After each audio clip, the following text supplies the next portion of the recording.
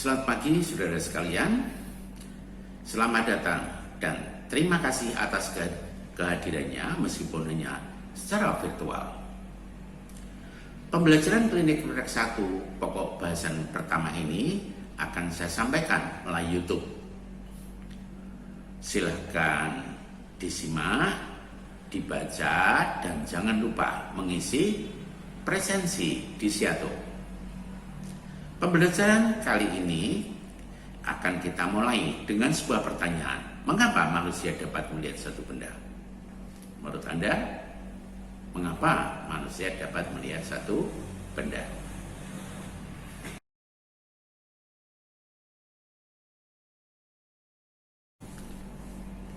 Saudara-saudara sekalian, bila muncul suatu pertanyaan, mengapa manusia dapat melihat satu benda?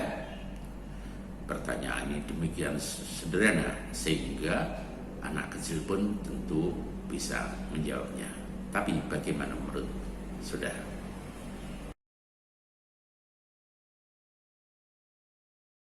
Sekitar 500 tahun sebelum Masehi, masyarakat Yunani kuno masih berpendapat bahwa manusia dapat melihat satu benda karena manusia memiliki mata.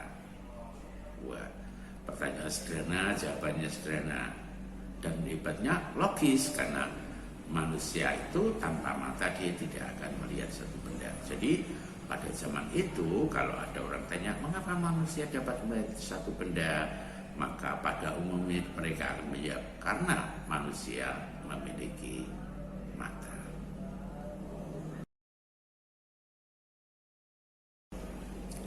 Pendapat tersebut didasarkan pada suatu asumsi bahwa mata manusia itu merupakan sumber cahaya, dan cahaya yang dipancarkannya dari dalam bola mata mengalir bagikan serabut praba. Jadi jika serabut praba itu mengenai satu benda, maka akan nampaklah benda itu dalam penglihatan manusia. Pendapat itu kemudian terkemas dalam teori yang disebut teori emanasi. Jadi teori emanasi itu menjelaskan bahwa mata manusia itu adalah sumber cahaya, dan cahaya yang dipancarkannya mengalir bagi serabut praba, dan bila serabut praba itu mengenai satu benda maka akan nampaklah benda dalam penglihatan manusia. Ya. Jadi ini satu teori yang sangat kuno. Ya. Kita lihat slide berikutnya.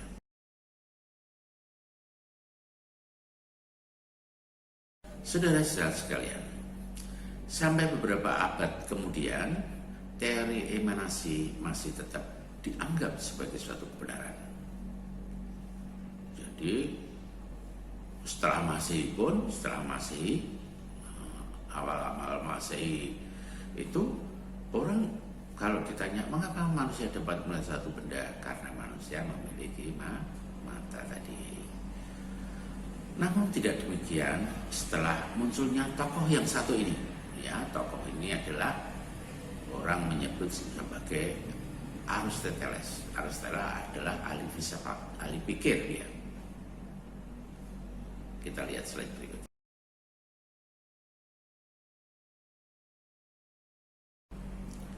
Aristoteles mengajukan keberatan atas kebenaran teori emanasi dengan membangun sebuah pertanyaan.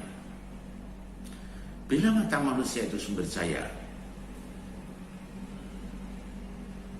dan memiliki serabut praba, mengapa manusia tidak dapat melihat benda yang ada di sekelilingnya bila dia berada di ruang yang kedap cahaya? Pertanyaan ini sangat fundamental sehingga menggugurkan teori emanasi. Artinya bahwa tidak benar bahwa mata manusia itu adalah sumber cahaya.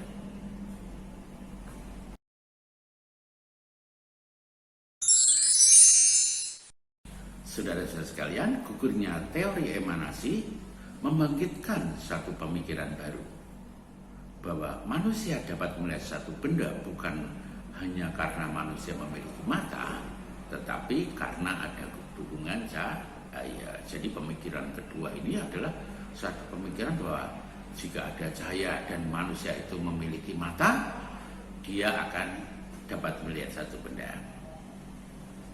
Sekarang kita lihat apa benar seperti itu sih, gitu ya.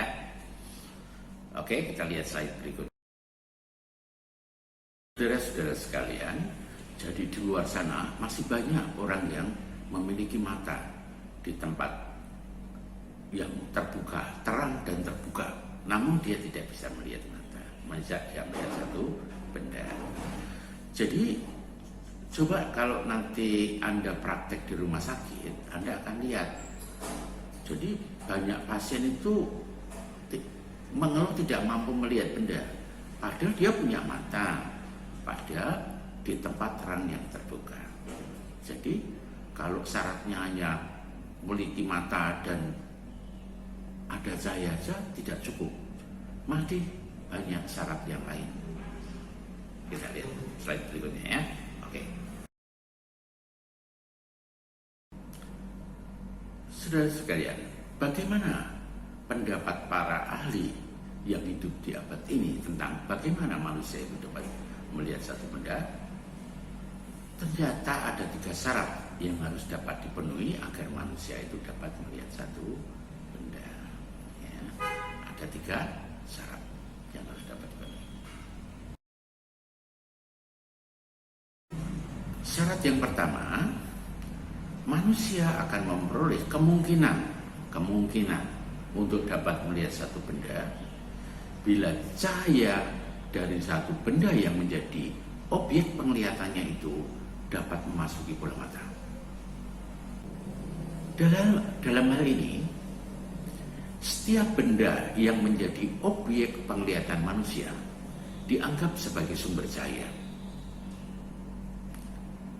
Jika benda itu dapat menghasilkan cahaya sendiri, dikategorikan sebagai sumber cahaya primer. Misalnya cahaya matahari, cahaya dari flashlight, senter itu ya, cahaya dari nyala lilin, nah itu namanya sumber cahaya primer. Tapi bagaimana dengan korek api ini? Nah, korek api ya, dengan korek api.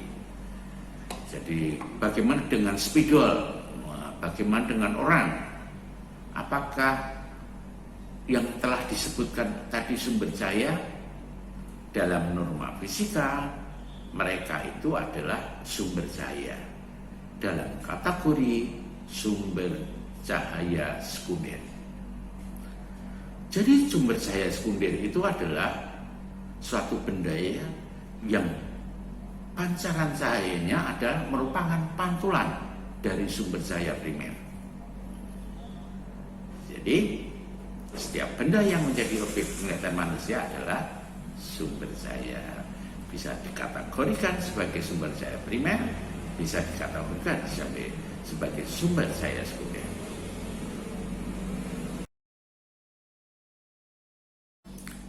Saudara sekalian, yang kedua, media refrakta harus dapat memfokuskan cahaya tersebut tepat pada retina atau di satu daerah di retina, area retina yang disebut sebagai makula lutea. Jika cahaya tersebut tidak dapat difokuskan di retina, mungkin di depan retina, maka benda akan dapat kabur. Begitupun juga misalnya di belakang retina.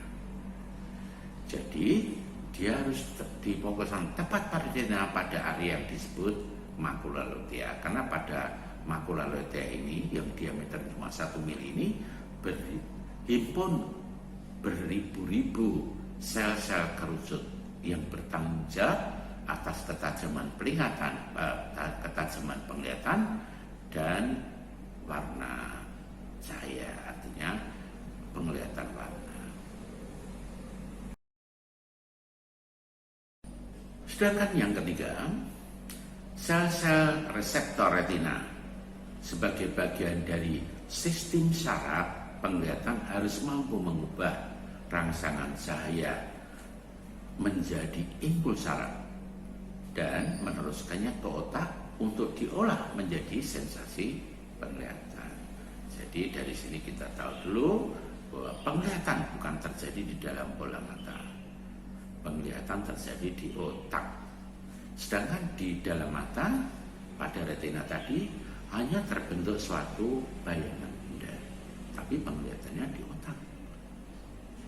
Kalau matanya normal sekalipun, tapi otaknya ada sesuatu penyakit, misalnya tumor, bisa aja pas tempat di daerah penglihatan itu dia juga nggak bisa lihat. Artinya penglihatan terjadi di otak, bukan di mata. Ya. Oke.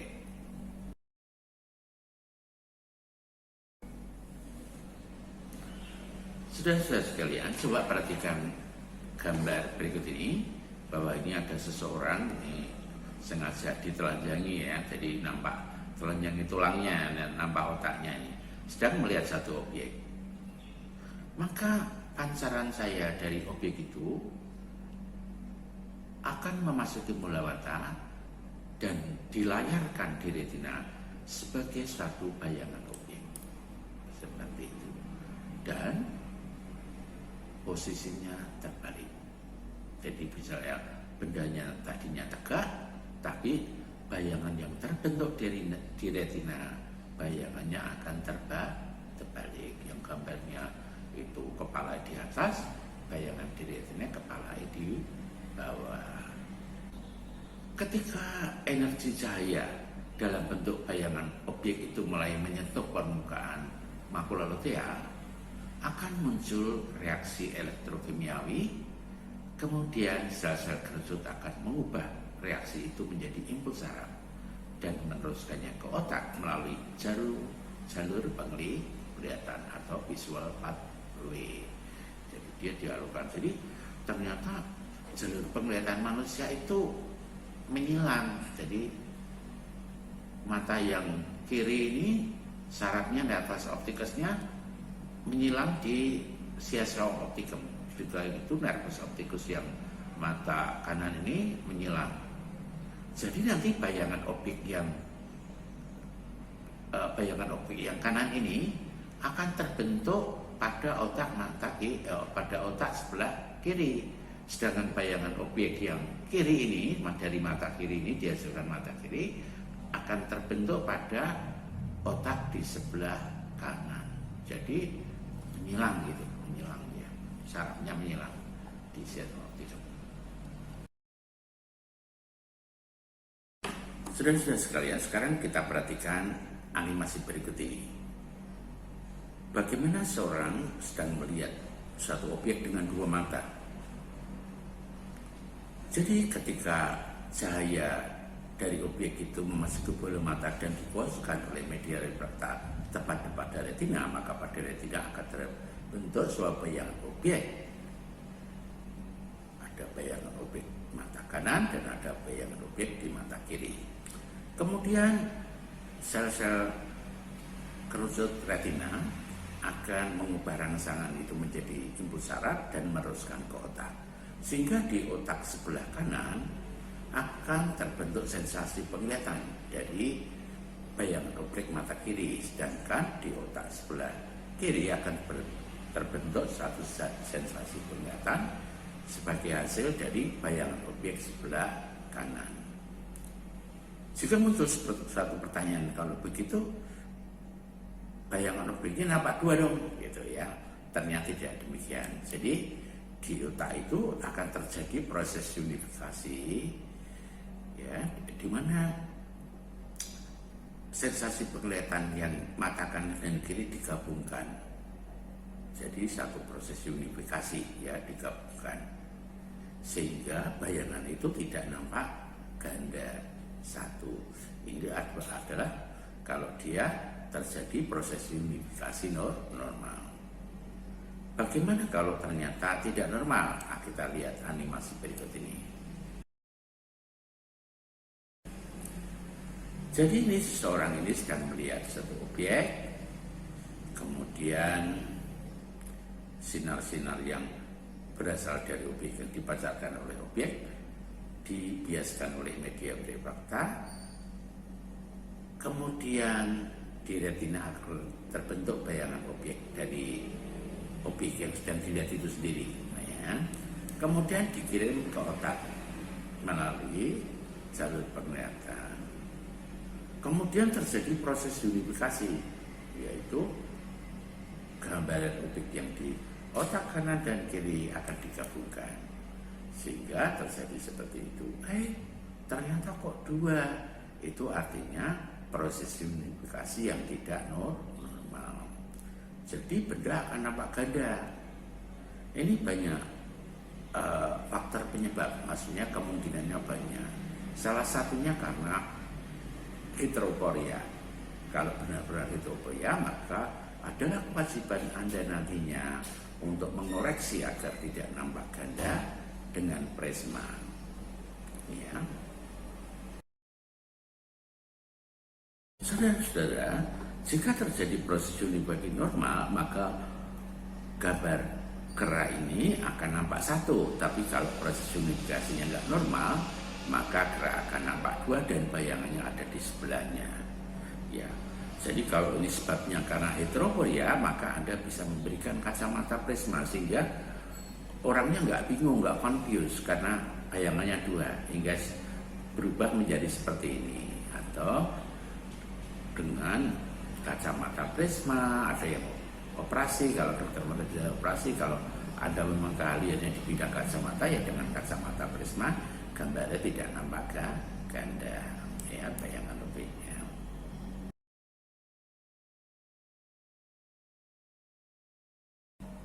Saudara-saudara sekalian, proses unifikasi normal dapat terjadi oleh karena adanya sensori fusi. Tapi apa sebenarnya sensori fusi itu? Sensori fusi adalah kemampuan otak untuk menggabungkan dua sensasi penglihatan menjadi sebuah sensasi penglihatan binokuler yang tunggal dan stereoskopis. Jadi kalau bayangan di otak muncul ada dua sensasi penglihatan yang dihasilkan oleh mata dan kiri, maka dia akan digabungkan menjadi satu.